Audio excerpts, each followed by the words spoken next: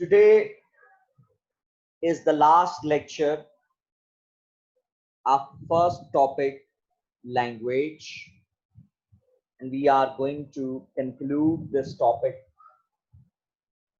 with this, you can say,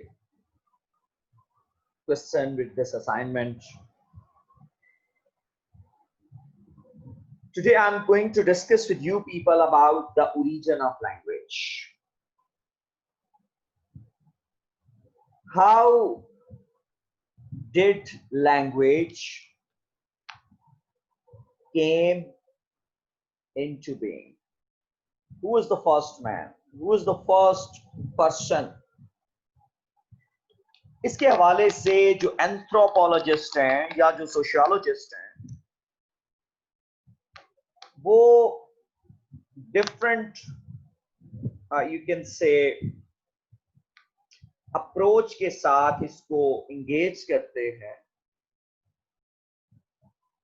लेकिन आज तक कोई भी खत्मी बात नहीं कह सका कि ये वो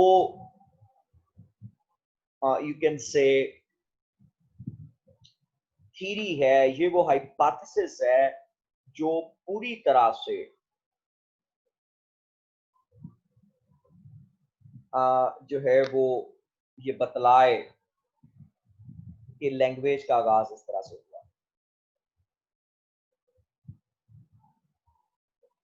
So the precise form of language must be acquired through exposure to a speech community.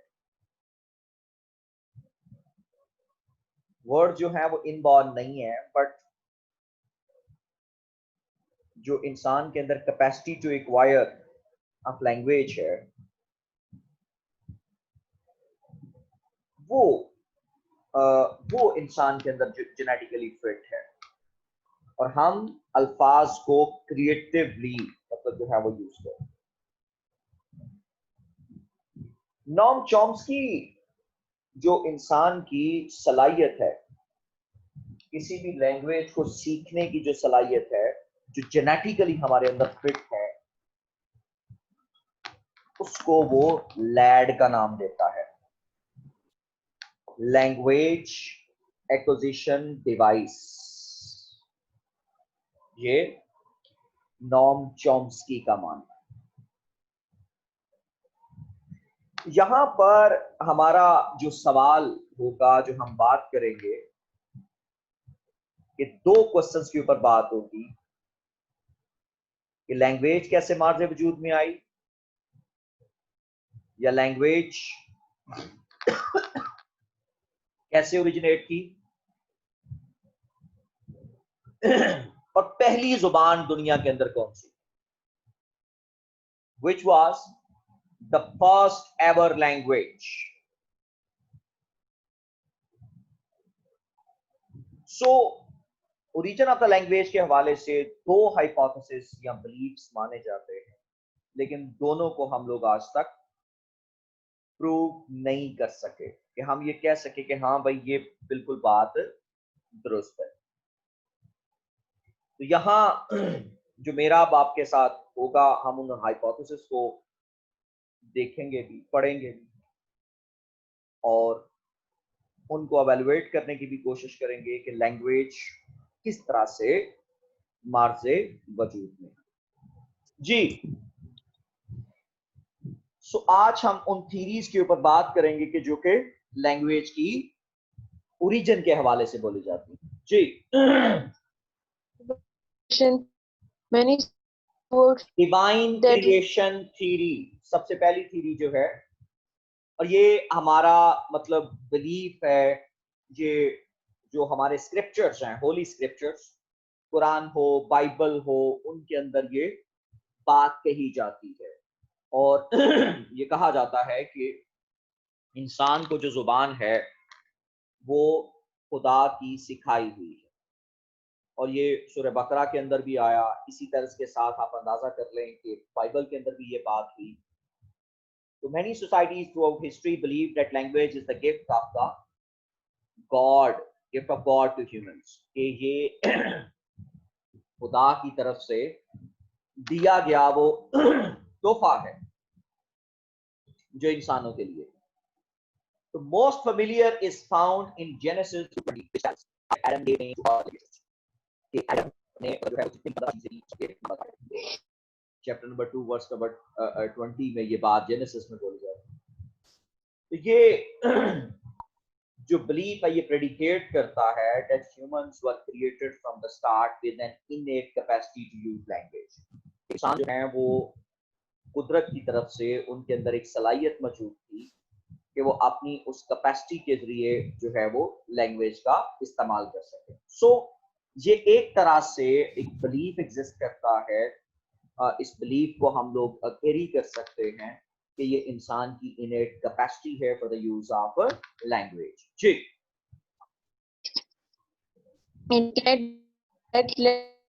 it can be proven that language is as old as humans। कि हम इस बात को प्रूव नहीं कर सके कि लैंग्वेज जो है वो उतनी ही पुरानी है जितने के इंसान है।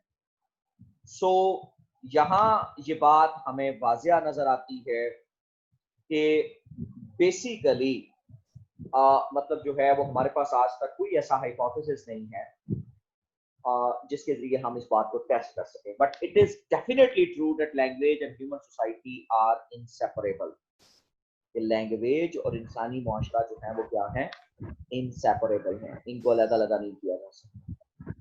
Wherever humans exist, language exists। जहां पर इंसान मौजूद हैं वहां पर जुबान मौजूद है। Even Stone Age ट्राइब जो थे ever encountered has language equal to English, Latin or Greek।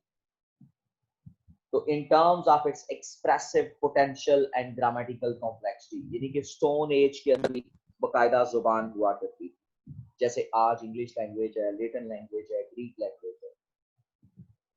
Technologies जो है वो लैंग्वेज हमेशा कॉम्प्लेक्स।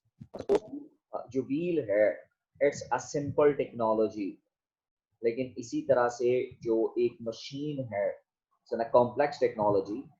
लेकिन यहाँ पर हम लोग एक बात मैं आपको बता देता हूँ कि जो लैंग्वेज है वो हमेशा कॉम्प्लेक्स है, it's not easy. Charles Darwin noted this fact and he stated that as far as concerns language, Shakespeare walks with the Macedonian swineherd and Plato with the wild savage of Assam।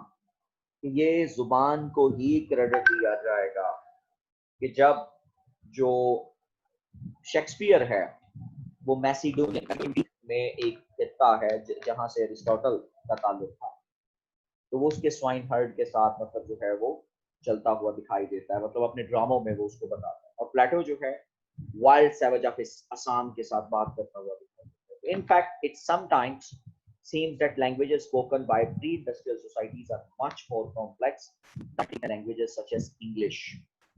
और यही वजह है कि आज दुनिया में वो जुबानें जो मर चुकी हैं हम उनको ये नहीं कह सकते कि जनाब हम उनको डिफाइन कर सकते हैं। उसकी एक बड़ी मिसाल आपको इंडस वैली सिविलाइजेशन की जो लैंग्वेज है आज जो है हमें तो आज नहीं तौर पर कौन सा मैसेज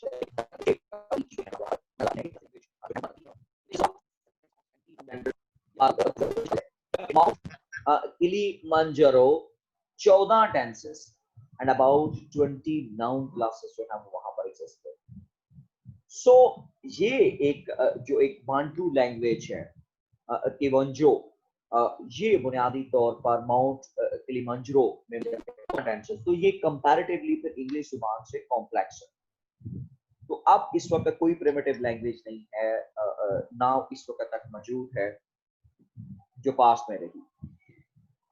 इवन स्टोन एज के जो ट्राइब थे जो इकट्ठे शिकार किया करते थे उनकी जुबान भी हम आज ये नहीं कह सकते कि वो एग्जिस्ट होती। तो nevertheless it's possible to prove that the first grammatically modern human possessed creative language। It's also impossible to discover the theory of that primitive language कि हम primitive language की theory नहीं बता सकते, might have existed at some point in the distant past of Homo sapiens development, कि जब इंसान की डेवलपमेंट हुई तो उस वक्त शायद ये जुबान जो है वो कहीं मौजूद रही हो। तो बहरहाल जी ये लैंग्वेज का जो मतलब ये जो डिवाइन क्रिएशन थ्योरी है ये तो सिर्फ वही लोग एक्सेप्ट करेंगे ना जो किसी मजहब के मानने वाले हैं, या अगर उसके ऊपर इल्हाम उठता तो सॉरी वही दिमाग तो वो तो इस बात को एक्सेप्ट करेंगे कि हाँ भाई लैंग्वेज इस तरह से मार्जे वजूद में आई। लेकिन वो तमाम लोग जो मतलब बाइबल को नहीं मानते, जो कुरान को नहीं मानते, वो किस तरह से इस थ्योरी के ऊपर जो है वो बिलीव कर सकते हैं। तो डिवाइन क्रिएशन लैंग्वेजेस जो हैं वो इंसान के साथ from the very primitive times stone age से इंसान के साथ मौजूद रही है और लैंग्वेज हमेशा से कॉम्प्लेक्स स्ट्रक्चर के तौर पर मौजूद रही है। दूसरे नंबर पर हम जिस बात का तस्करा करेंगे that would be natural evolution theory, कि जो सेकंड लैंग्वेज है जिसको हम मतलब लैंग्वेज का मतलब जो है वो एवोल्यूशन थ्योरी है जी। At some point in the evolutionary development, humans acquired a more sophisticated brain with more language invention with and great learning language possible. invention and learning possible, कि एवोल्यूशनरी डेवलपमेंट जो इंसान जो है वो ज्यादा sophisticate brain हुआ। जाहिर सी बात है होमो सेपियंस जो थे वो बुनियादी तौर पर इब्तदाई फॉर्म है इंसानों की, तो उस वक्त मतलब जो है वो इंसानी दिमाग उस तरह से जो है वो इतना ज्यादा जो था वो नहीं था, कॉम्प्लेक्स नहीं था।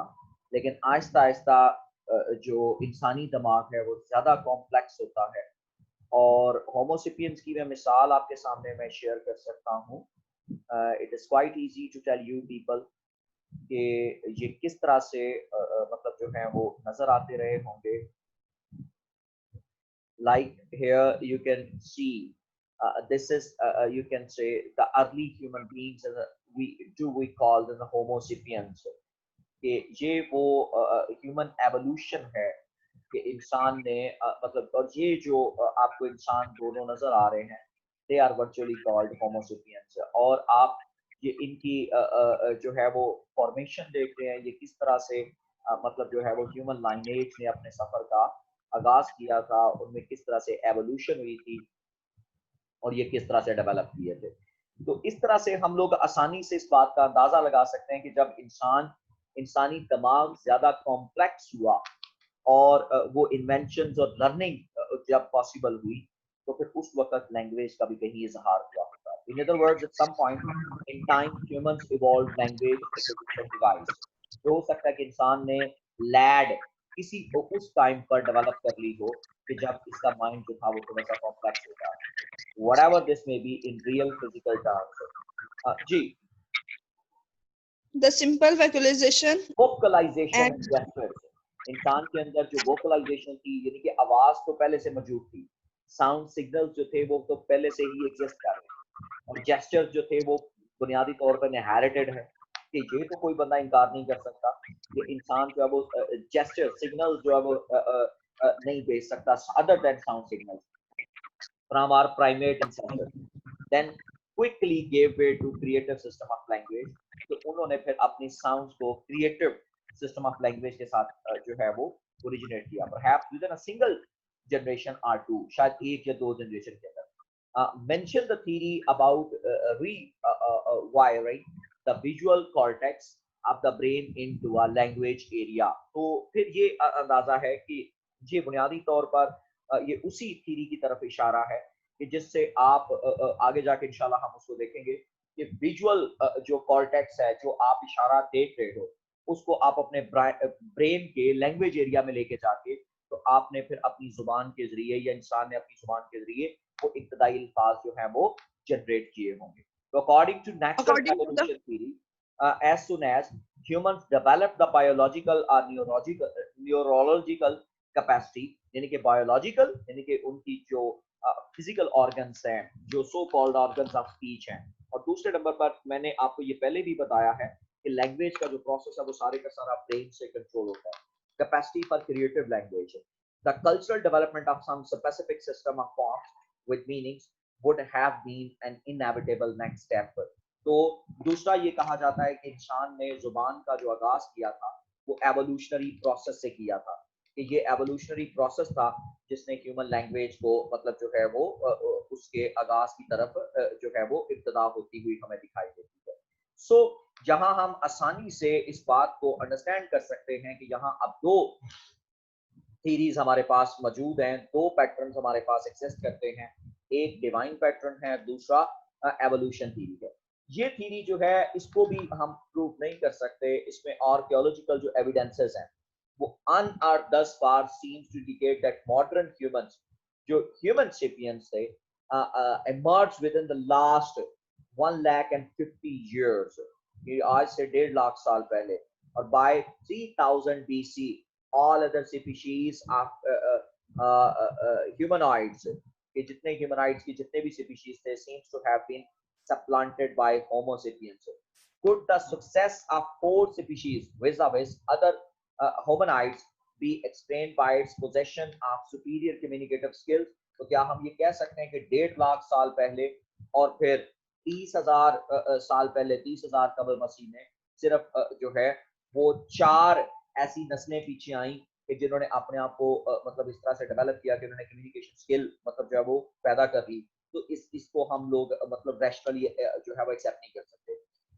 Speaking people could teach, plan, organize and convey more sophisticated information. तो नेचुरली नो डाउट अगर ये जो स्पीकिंग पावर अगर आपके पास आ जाए तो आप बेहतर सिखा सकते हैं, प्लान कर सकते हैं, ऑर्गेनाइज कर सकते हैं और अपने मैसेज को मोर सोफिस्टिकेटेड वे से जो है वो कम्युनिकेट कर सकते हैं।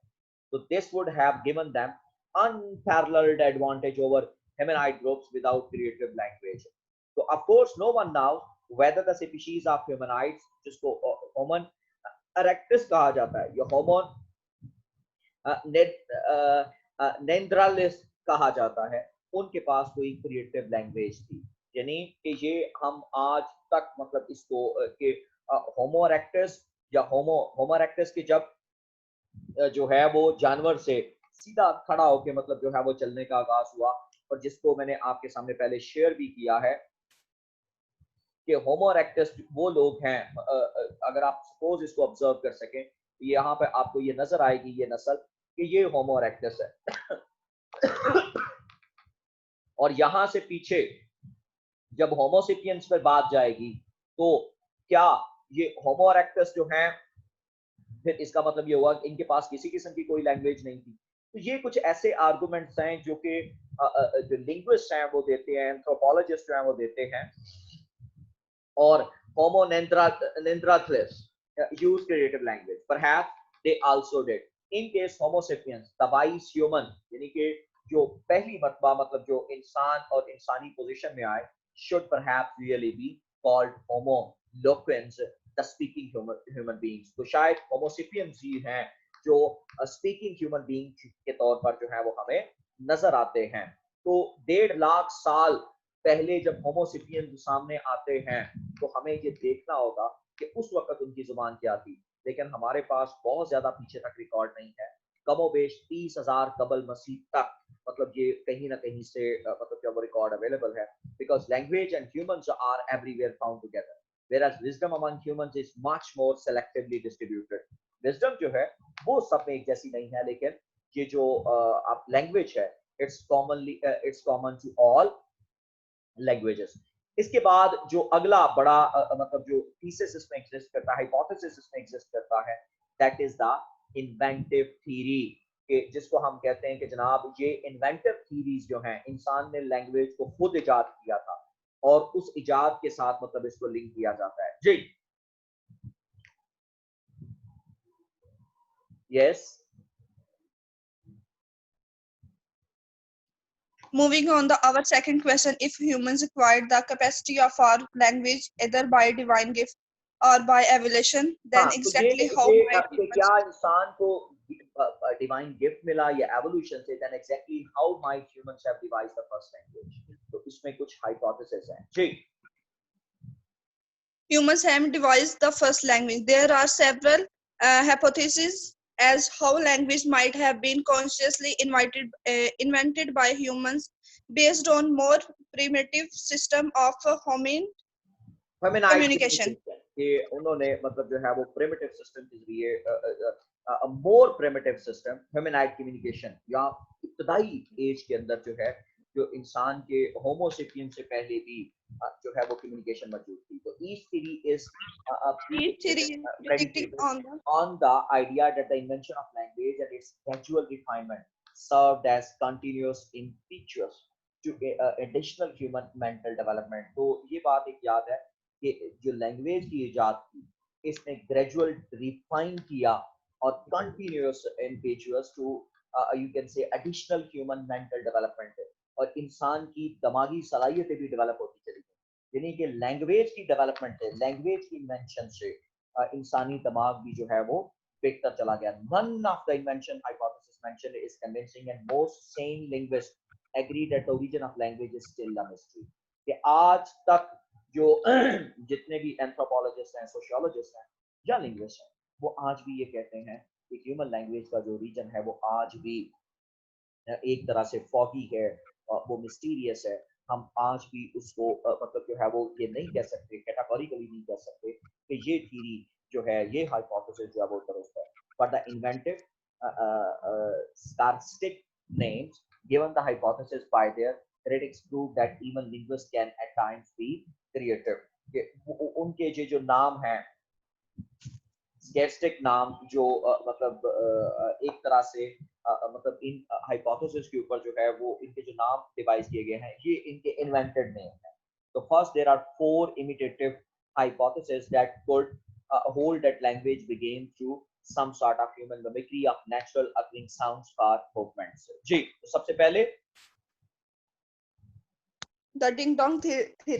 the ding dong theory. Ji, Language began when humans started naming objects, action, and phenomena. उनके ख्याल में डिंग डोंग थ्योरीज के जो मतलब लोग हैं जो मानने वाले हैं वो ये समझते हैं कि ये बुनियादी तौर पर लैंग्वेज का आगाज जो है वो तब हुआ कि जब इंसान ने चीजों को नाम देने शुरू कर दिए, एक्शंस को नाम देने शुरू कर दिए और phenomena after recognisable sound associated with it in real life. कि जब एक रिकॉग्नाइजेबल साउंड को किसी खास मतलब फिनोमेने के साथ एसोसिएट कर दिया गया तो इससे मतलब जो है वो बुनियादी तौर पर लैंग्वेज का आगाज हुआ. This theory holds that the first human word were at a type of verbal icon. कि जो पहला मतलब जो इंसानी जो फर्स्ट ह्यूमन वर्ड जो अल्फाज थे were a type of verbal icon. कि ये सिर्फ जैसे आइकॉन मतलब ये एक सिंबल थे, a sign whose form is an exact image of its meaning. जो बेसिकली पूरी तरह से जो साउंड प्रोड्यूस होती थी वही लफ्ज उसको प्रोवाइड किया गया. लाइक ये लफ्ज crash became the word for thunder. ये शायद हो सकता है कि जो लफ्ज क्रैश है वो थंडर के लिए बूम फॉर एक्सप्लोजन के मतलब ये ओनोमेटोपिक, ये बिल्कुल वही अल्फाज है जो मैंने आपके सामने ओनोमेटोपिक वर्ड्स पहले बोले. तो some words in language obviously did drive from imitation of natural sound. कि जो इमिटेशन थी नेचुरल साउंड थी एसोसिएटेड विद सम ऑब्जेक्ट, उससे इंसान ने ये मतलब जो है वो अल्फाज इजाद किए होंगे. जो शुरू के अल्फाज हैं वो बुनियादी तौर पर ओनोमेटोपिक वर्ड्स ही होंगे. जिस तरह से Chinook Indian word for heart जो है heart, tun tun, Basque word for knife यानी कि जो नाइफ की आवाज है, आई लिटरली आउच आउच. फिर each of these iconic words would derive from an index, a sign whose form is naturally associated with its meaning in real space and time. कि जो पूरी तरह से मतलब रियल स्पेस एंड टाइम में अगर इस तरह का लफ्ज बोला जाता तो उसको ये अंडरस्टैंड किया जाता कि हाँ भाई ये लफ्ज किस कॉन्टेक्स्ट में बोला गया है. मसलन सपोज उस वक्त अगर कोई शख्स जो है वो आई आई बोल रहा होता तो नेचुरली वो पेन का इजहार था. बास्ट कि जो बास्ट साउंड है ये बुनियादी तौर पर नाइफ की कटिंग की वजह से मतलब जो है वो सामने आई होगी. और फिर टन टन ये हार्ट की मतलब जो बीट है ये परहैप्स उसके साथ मतलब एसोसिएटेड है. लेकिन यहाँ पर इस थ्योरी के साथ सबसे बड़ा मसला ये है कि जो ओनोमेटोपिया है, imitation of sound auditory iconicity. Imitation onomatopoeia क्या कहते हैं? Imitation of sound auditory iconicity के मतलब आप बिल्कुल जो साउंड प्रोड्यूस हो रही है आप उसी साउंड को अल्फाज का रूप धार दें तो वो बुनियादी तौर पर ऑडिटरी आइकोनोसिटी कहलाती है, उसको ओनोमेटोपिया कहा जाता है। तो ये very limited part of vocabulary है। हमारी वोकैबुलरी के अंदर ये अल्फाज बहुत कम है ऑफ एनी लैंग्वेज, जिसमें हम लैंग्वेज को मतलब साउंड्स को इमिटेट करते हैं और लैंग्वेज टू लैंग्वेज डिफरेंशिएट करते हैं। लाइक रशियन बाबा, तो ये बैंग के लिए है, पफ तो थर्ड के लिए है। तो even if onomatopoeia provided the first dozen or so, कि अगर मान भी लिया जाए कि पहले एक जो है वो दर्जन अल्फाज या इससे कुछ ज्यादा जो है वो ओनोमेटोपिया ने दिए होंगे, then where did names of the thousands of naturally noiseless concepts, कि ये जो ब्यूटी का कॉन्सेप्ट है ये कहाँ से आया होगा, सन का कॉन्सेप्ट कहाँ से आया होगा, स्काई का कॉन्सेप्ट कहाँ से आया होगा, लव का कॉन्सेप्ट कहाँ से आया होगा, रॉक, रॉक कभी बोलती नहीं है तो रॉक का कॉन्सेप्ट जो है वो कहाँ से आया होगा। तो हम आज तक इस बात को मतलब हम लोग जो है वो बकायदा सबूत के साथ नहीं कह सकते कि जनाब ये तमाम अल्फाज जो हैं वो नॉइस के साथ ही प्रोड्यूस हुए हैं, कि where did names of the thousands of naturally niceless concepts, तो ओनोमोटोपिक, और ये बात भी पहले भी तो मतलब जो है वो मौजूद है कि ओनोमोटोपिक वर्ड्स दुनिया की हर जुबान के अंदर जो है वो डिफरेंटली लिए जाते हैं, और फिर ये है कि उस जुबान में ये किस तरह से ट्रांसलेट हुआ होगा।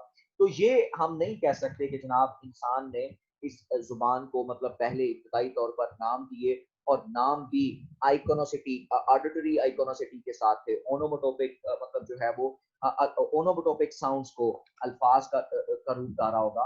और ये बात पहले भी आप लोगों के साथ शेयर हो चुकी है कि ओनोमोटोपिक वर्ड जो हैं वो बहुत ही कम होते हैं, उनकी तादाद बहुत ज्यादा नहीं होती। तो फिर ये बाकी जितने कॉन्सेप्ट हैं वो कहाँ से आए होंगे। तो इस सेशन के अंदर हम लोगों ने जो बुनियादी तौर पर लैंग्वेज के हवाले से जो दो तीन मेजर थीरीज हैं उनके हवाले से मैंने आपके साथ बात की है कि बुनियादी तौर पर ये थीरीज किस तरह से सामने आई, इसमें कौन कौन से फैक्टर जो हैं वो मौजूद रहे, और उसमें एक हमने सब थीरी का तस्करा किया है जो डिंग डोंग थीरी है। नेक्स्ट सेशन के अंदर हम लोग नेक्स्ट सीरीज के हवाले से भी बात करेंगे।